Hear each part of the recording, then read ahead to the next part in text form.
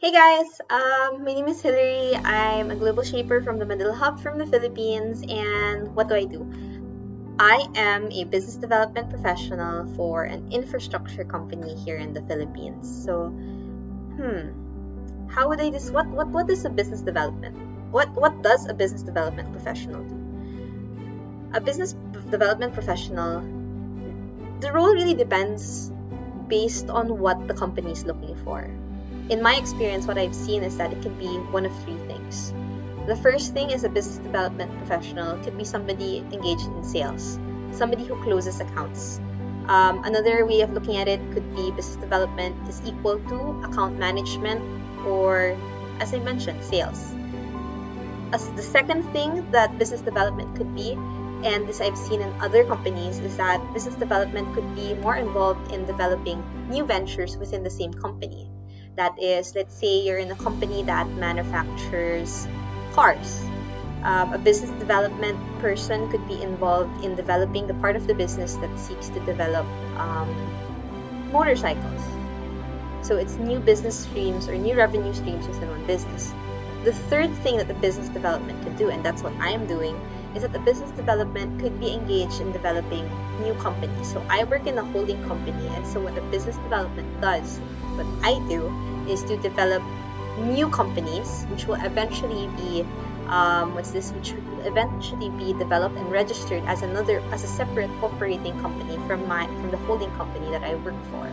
So it pays to really take a good look at what the job description is of the company that you're applying for, to know exactly what it is you're planning to do. Taking a look at the job description of the role that you're applying for is going to be very critical and very useful regardless of what field that you're looking at, whether it's in business development, in marketing, in finance, in HR. So please do take a look. What do I love about my industry? Well, in the Philippines, infrastructure is in short supply. I think we need more roads, or not necessarily more roads, but definitely we need a lot more things to really help more people. Roads, because a lot of our farmers don't really have the necessary infrastructure to get their products to market. Before the pandemic, our airport was at really overcapacity, and so infrastructure is really the key forward in enabling much more investment, much more movement, and much more economy, and greater growth in the. What inspired me to be where I am today? So I work in a conglomerate. Other job options out there is to work in a startup, start your own business, or maybe in an NGO or an NPO or a nonprofit, essentially. What I like about working in corporate is that some people, I get it. Corporate is also the corporate, or all of these big institutions, big industries are responsible for most of the problems in the world today. But I also believe, since they're responsible for most of the big problems, driving change in these big players is actually the best way to move forward and do big impact in the world. So that's what I love working. That's what I love in the work that I do. Now, is it difficult being where I am? What was the biggest obstacle? And what are the qualifications that are necessary? Well, knowing the industry is definitely very crucial, and being intimately familiar with the products or the services or the market that you play in is going to be very, very important.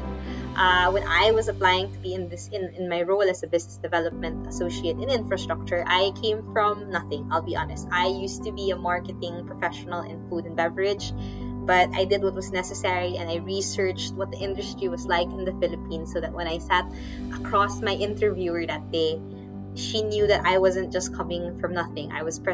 There were reasons. I had my reasons for why I wanted to work in infrastructure.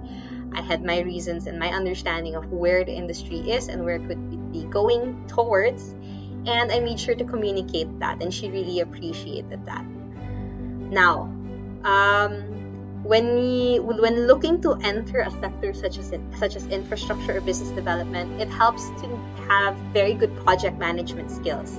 It helps to be always in touch and aware and updated about what's happening in the industry.